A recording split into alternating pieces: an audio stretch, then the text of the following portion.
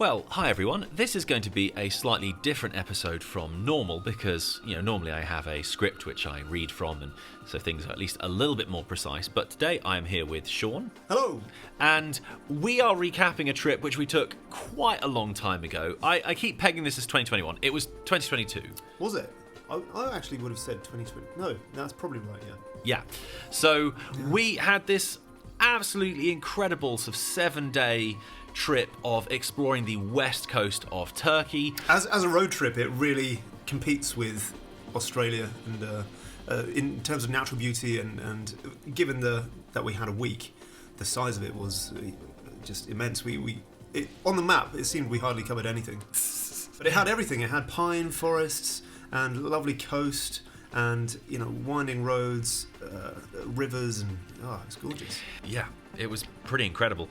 Now, around then, we recorded the episodes, which are now the 5 days in Greece, which you can see on the channel. And at the time, I said to Sean, you know what, we should probably sit down in front of a microphone, like sooner rather than later, while it's still fresh in our minds, and we can, record an episode and we can just put it out whenever we're ready.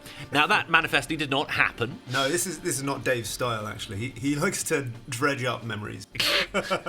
So we're doing this in a slightly different format today. I have obviously been going back through, and because I have all the footage, it is somewhat easier for me to kind of recall how everything links together. But it's always the way with these trips. We end up seeing so much that it's very difficult to keep track of everything. So this episode, I'm basically seeing how much Sean can remember of the trip. Now, in fairness, for some sites that are absolutely incredible, it's going to seem we are being almost criminally brief in really discussing them in any depth. As I'm sure you know if you've been on the channel at all, we are building towards doing some much more in-depth history episodes around these, and the mixture of Roman, Byzantine, ancient Greek, and all sorts of things that we saw. We will cover properly, in-depth, and all the history at some point in the future. And speaking of which, the way I edit this, I don't always have footage for every single thing we mention, so if that happens, I'll just keep some other bits kind of running in the background. And I'm probably going to make a bunch of mistakes. Again, there's a lot of different locations and details to remember from about 2 years ago. Anyway, let's get started. So we flew into Bodrum Airport. We were staying comparatively close to Bodrum Airport, though comparatively being the operative word there. Bodrum Airport isn't actually all that close to the town of Bodrum. Clearly, there's just not enough land directly there because of the mountains and everything, so it's quite a ways to the north. We were staying in a small place which does look close on the map, but actually, by the time you snaked around and through some pretty rough terrain, it was about a 45-minute drive in the dark at about 1 a.m. It did seem at the time a significant ramble, I think. Yeah. Just as we were getting in there, we actually saw some boars and a litter of piglets just kind of eating trash by the roadside. Who knows what they were eating, but, good luck to them. They were lovely. It was a little difficult to find our actual property because it turns out it had all been built so recently that Google Map hadn't even updated. So we ended up pretty much just in the middle of a place that Google Maps seemed to think was just a waste ground. It was extraordinarily hot that night. Yeah, very difficult to sleep. We were unfortunate in that we'd managed to get accommodation that didn't have aircon. No, and I remember they supplied a fan that didn't work. Yeah, I still remember. I don't have really any footage of this place, but I remember lying on the couch downstairs because it was just too hot to try and sleep in the upstairs rooms. And the only way I could cool myself down, I had like a mug of water on the ground, and I was just periodically putting my fingers in it and just trying to splash myself with droplets of water, just trying in vain to cool myself down, but it wasn't really working. Anyway, I don't want to spend too much time on this first bit. It was certainly very pretty with the water and everything. But we didn't stay there long. Just a short way down the road, we ended up in Kishish Lashish. And I had to record that on the day because I knew, look, there's no way I'm going to remember how to pronounce that unless I literally do that to camera right now. So, Kishish Lashish is, again, pretty beautiful. We stopped for a quick coffee, but, Sean, do you remember what happened next? No. So we went into, now I can't tell if this is supposed to be Lassos or Iassos. These are a mixture of sort of ancient Greek and Roman ruins. It has a sort of small Odeon theatre, and it's a nice kind of just spread of ruins kind of around the agora there. So it was extraordinarily hot, even though it was only about 10 in the morning at that point.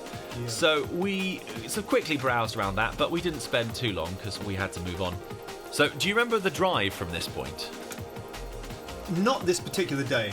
Not necessarily. Yeah, I should point out, as you might have gathered, Sean was doing all the driving for this, and we covered a pretty incredible amount of distance across the whole journey. Do you remember how many miles?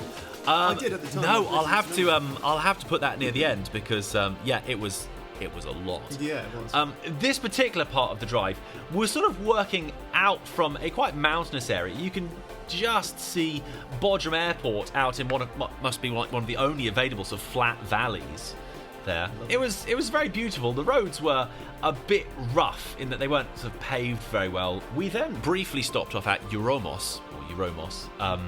As you're going to see, I mean, I'm sure you expected nothing less from us, but these trips were mostly going between different kind of ancient ruin sites, of which particularly this western part of Turkey just has an absolutely vast amount. There was like a load that got cut off the list for time. Yeah. We could have probably easily doubled the number of places we visited, and they'd all have Corinthian columns and various sort of ancient theatres and everything.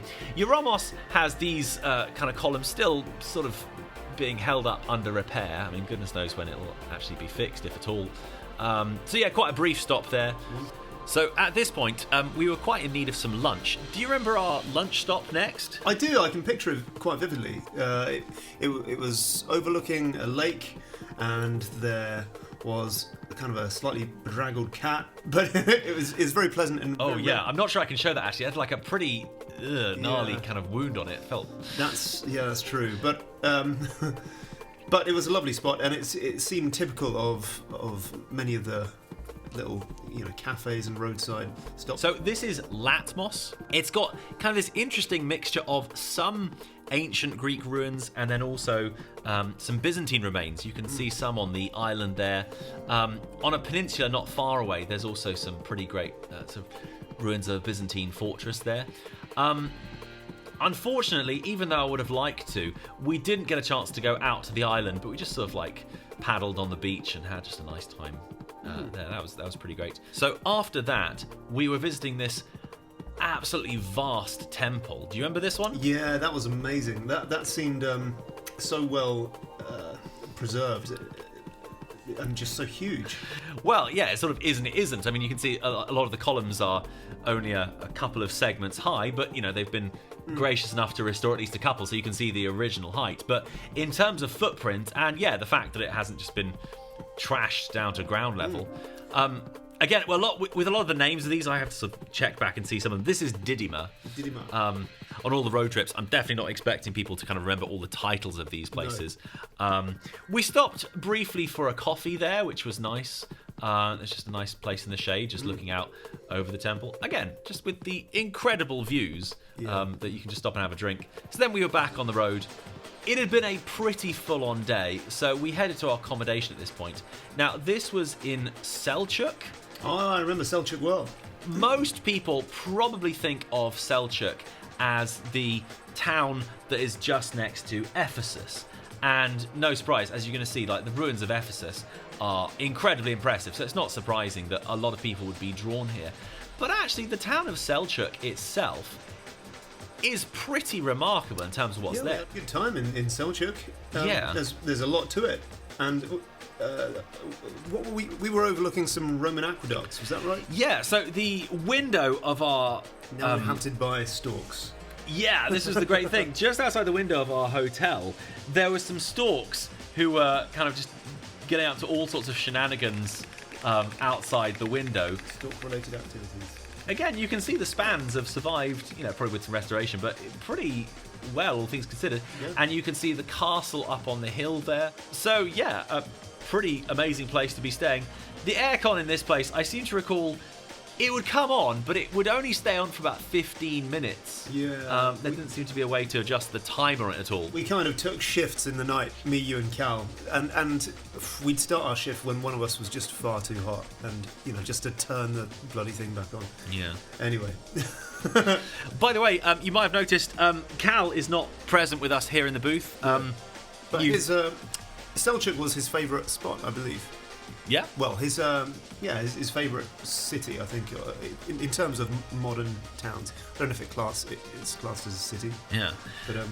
But Cal helps us with a lot of the music stuff. He's not a huge fan of talking on the mic, so I figured we'd just do this with the two of us. But we love you, Callum. Thankfully, we had time just before dinner. There's a beach not far away. Strangely, you actually just go ahead and park on the beach, which seems pretty strange. But it was great to get a swim in the evening, obviously after the hot day, being in the water felt amazing. that was a highlight. Yeah, really nice beach, although it's sad to say there was a lot of litter.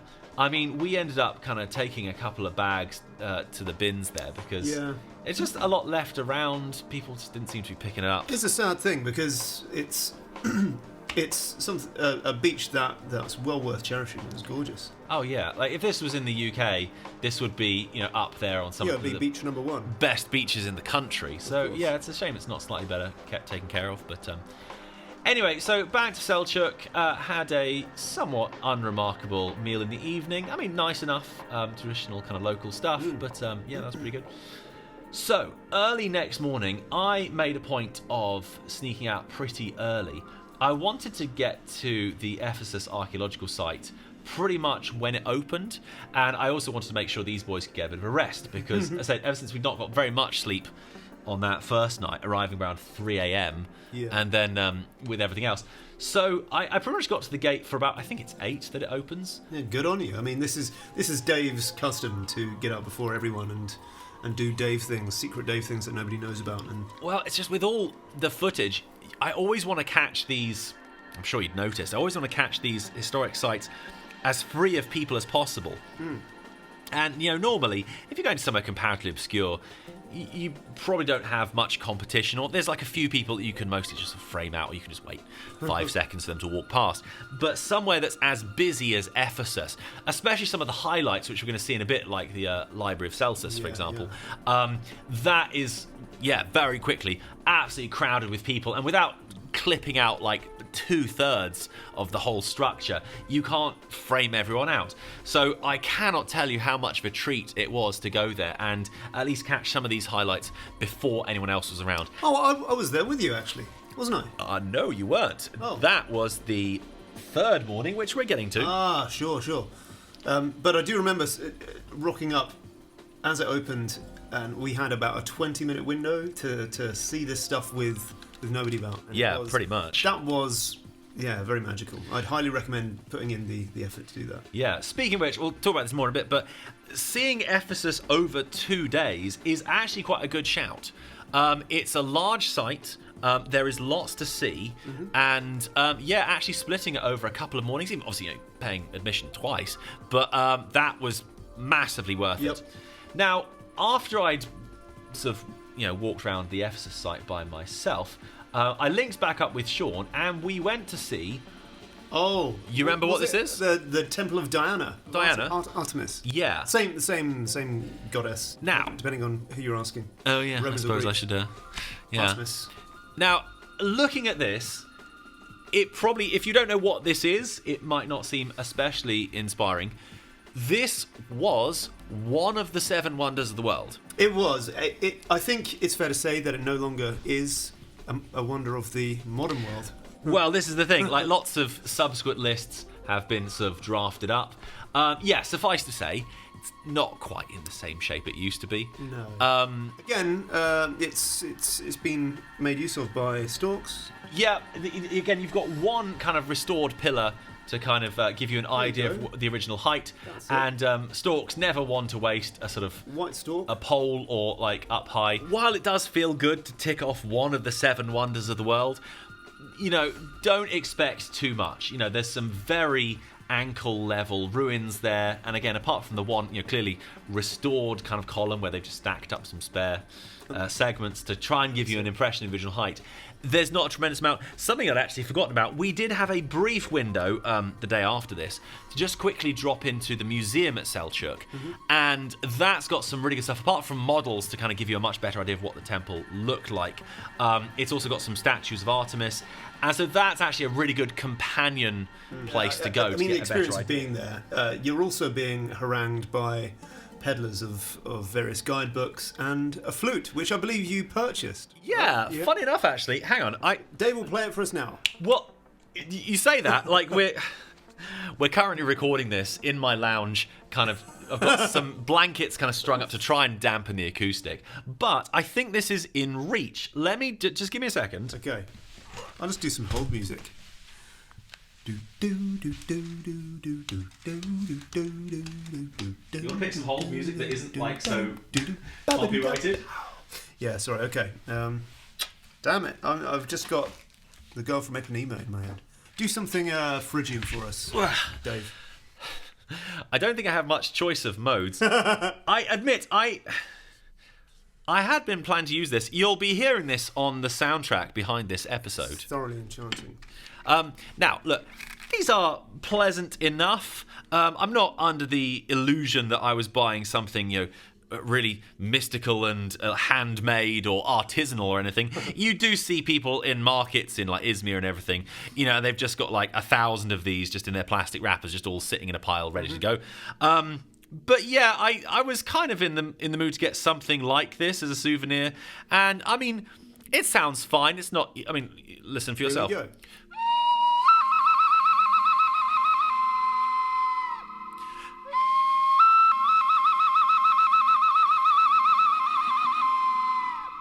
So yeah, it's not Toto Africa, but No. for some samples on some jungle tracks. I do like picking up the occasional sort of ethnic flute when I'm somewhere if it's not too expensive. I do remember, actually, because this is very out of character for me, I did a small amount of bartering, which I never would normally do. Like, we went to Marrakesh years ago, and they said, like, oh, you've got a barter. It's like, no, I am not doing that at all. I mean, I didn't really purchase anything or need anything, but like, it just as a Brit, it just seems far too rude. Like, what? I'm just gonna get in an argument with someone in another country? I'm not doing that. But the guy was, his opening price, I can't remember what he offered it for, but it seemed way too high. So I did just do the thing of like, oh no, okay, it's cool, thanks, and genuinely sort of started walking off.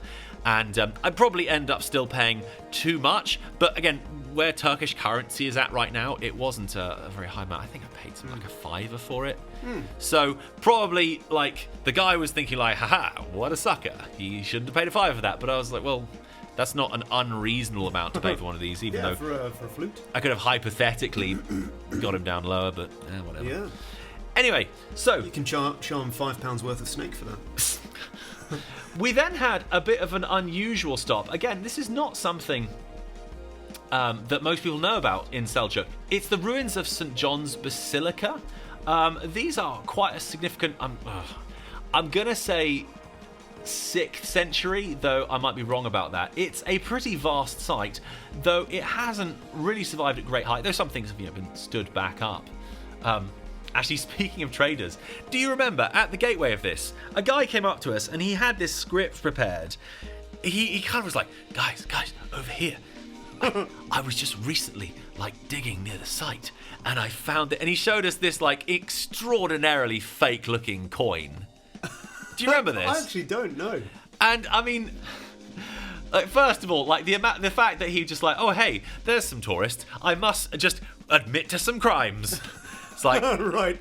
But the idea of oh sure, yeah, I bet you just dug these out of the ground. Yeah, they were. What was he attempting to sell them on? Yeah, he was attempting to pass off these extremely unconvincing mass-produced coins as genuine looted artifacts. Wow. That's such a weird pitch.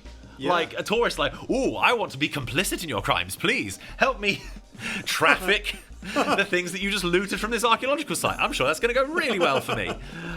Nothing to declare. So again, there's a lot to cover at this site. We didn't.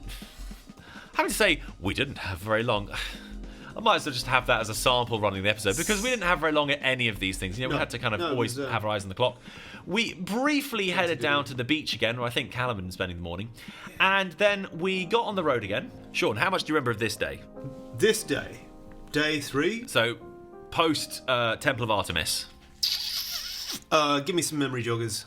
Well, we were heading south because we had several sites I wanted to visit, kind of between kind of the Bodrum area to Selçuk, but we hadn't been able to hit them all on our first full day. Is this when we happened upon some quite wonderful amphitheatres and I'm just trying to think of the terminology. Kind of sports arenas? Yeah, we're getting to the stadiums in a bit. This is Miletus. I should have said that, Miletus.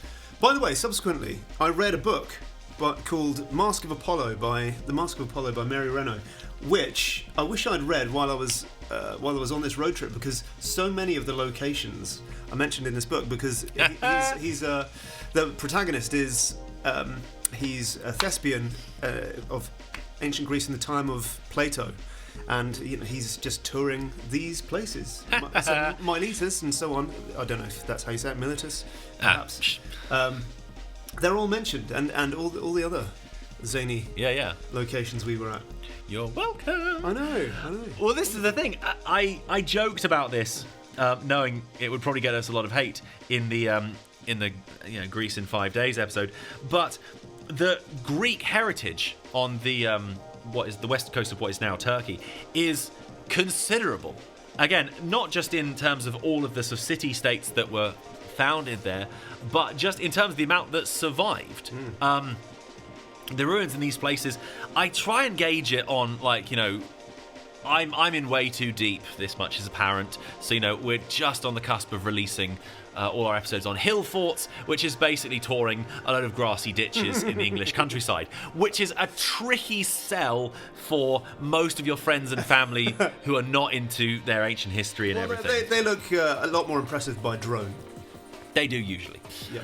But when it comes to ancient Greek sites in Turkey, the wow factor really is there. So even if you haven't, looked into a single thing about ancient history, for example, here's the Theatre of Miletus. I think that was, in the top 3 for me. Yeah, easy. Absolutely vast, and just a beautiful place to take in.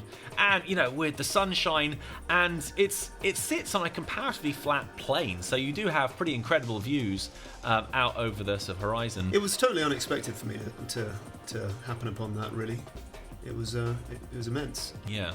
That one, we did spend a reasonable amount of time there. We could have spent longer. It was kind of in the heat of the day, so being out and sort of exposed for that length of time was getting a bit draining. So we retraced our steps slightly, and thankfully, we found this really nice place by the roadside.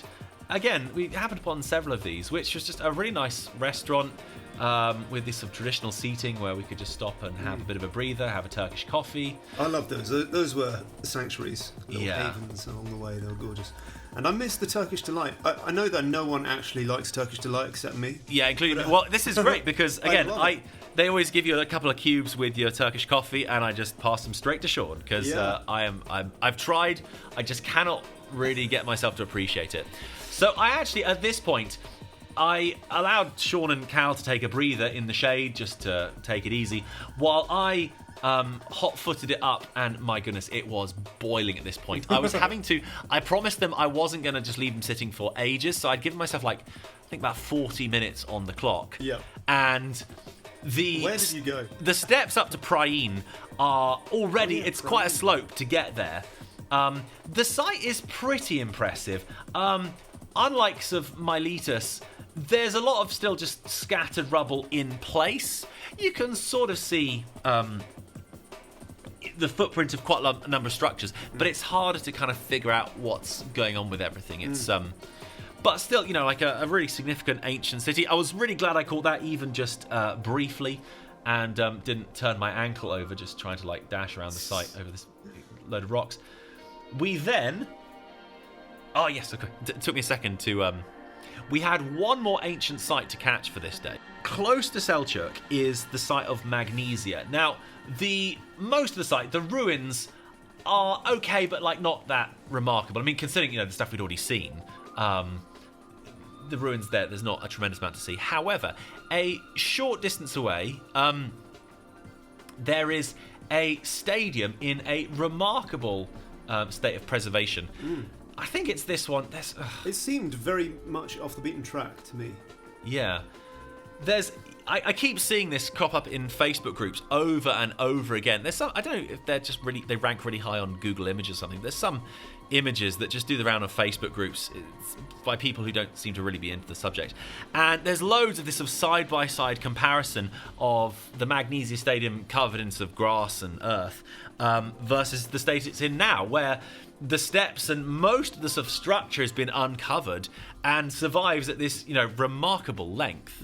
Yeah, and the gate was very strange. We came to this sort of like... It seemed like a secret kind of expanse. Yeah, there was a metal gates of motor operated. I don't know if I have footage of this or not, but there must have been some sort of camera somewhere because when we got close, it sort of magically just pulled back. It was like, thank you, invisible ticket operator person, I guess. The gods, who knows? Maybe. they've been demoted. So yeah, that was very much worth seeing. And after another extremely hot day, what could we possibly do except head back to the beach? Yep. It's nice, after, even though ruins and everything is my main focus on these holidays at least. It is always great. You remember those sort of evenings on the beach? Like those are some of the most special memories. Yeah. And seeing the sunset and everything. Everyone's enjoying themselves. There's something about just bobbing up and down in the sea whilst the sun is setting behind some mountains. Yeah. And it's just perfectly warm and so idyllic. There's something very non-British and novel about that experience. Yeah. So, second night in Selçuk. Again, a pretty nice restaurant meal. I'm not detailing the exact places we sort of ate and stopped because you can just find your own. There's nothing exceptional about the ones that we selected. Where the lira's at, it's so nice for visitors because you don't have to be especially picky about like where you eat in terms of prices because everywhere is so reasonable. So that's always nice. You don't have to sort of choose a restaurant for ages. So that was good. The next morning, as you mentioned, Sean and I headed into Ephesus, me for the second time, Sean for the first time. We particularly got to... Oh, this is the thing. It was a wonderful morning. It was equivalent to that early morning in Petra. It was just... no one was about, and it was just the sun was out, just dawning seemingly, and you're in a place that you've read so much about, and you're seeing it for the first time. And it's really wonderful. Yeah. In particular, I had one thing which I really wanted to catch. I have temporarily forgotten the name of this street. I'm not going to bother spending several minutes trying to look it up, but it'll be there in the lower third. But this particular view, which you can see down to the Library of Celsus, is a very sort of striking vista. You can kind of really, even though, of course, the buildings on either side are long gone, you can still kind of picture what the Roman town might have looked like. And again, to be able to catch that without people, that felt amazing. Yep. We briefly dropped into the theatre there. I forgot, actually, on the first day, just because it seemed like a nice thing to do, I actually just sat down in the theatre, there wasn't many people around, and just read through a few chapters of Ephesians. Seemed, pretty apt. An apt choice of book. That was nice to do in situ. Anywho, we needed to move along. As mentioned, we just briefly stopped in on the Museum of Selçuk. That might actually be a good place to stop first, before you see the other things around Selçuk that we mentioned, because it does kind of help shade in some of the details quite nicely. Yeah, I really enjoyed the museums. All of them, really. Fantastic. Oh, and we just briefly, we didn't head up there, but we just got a few shots from down below the castle at Selçuk. We had quite a lot of ground to cover. We were heading north towards Izmir, and you might recall, the highways are pretty vast. Yeah. It's one of the surprising things that, like, the road network in Turkey, you can very much tell there's a lot of sort of truckers. It's a huge country. Living in the UK, really you can't really picture just how the distances involved. Yeah. However, to my surprise, again, when we were on some of the smaller roads, you would find these really nice cafes that had clearly been set up with tourists in mind, and they were just these Delightful. gorgeous places to stop off. But on the main roads, there was a remarkable, I was going to say dearth. I always get this wrong. Does dearth mean that there's lots of something or a lack of something? Lack of something. Paucity. What's the word I always get wrong when there's like loads of something? An abundance? No, it's one that sounds like a glut.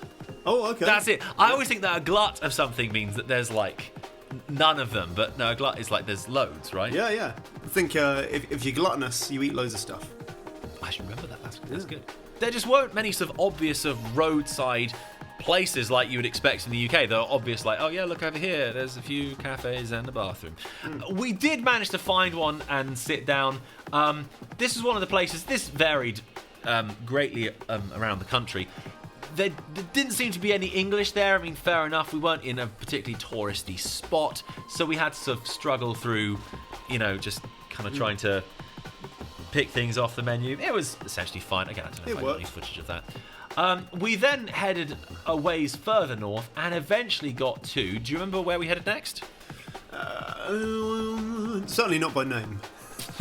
We had got to what is now called the town of Bergamo, but in ancient times was known as Pergamon. Yes, indeed. That name might spark a memory for some people. It's quite a well-known ancient city. It's briefly mentioned in the Bible.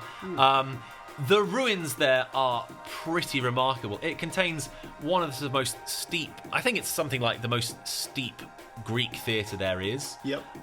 It's pretty intimidating in pitch. Yeah, I do recall that, actually. Yeah, and it's a long way down. Yeah, and with views just looking over, what is now the modern town, but absolutely remarkable. I mean, the Pergamon is up extremely high. I mean, the car was kind of struggling up the road there to get there. Yeah.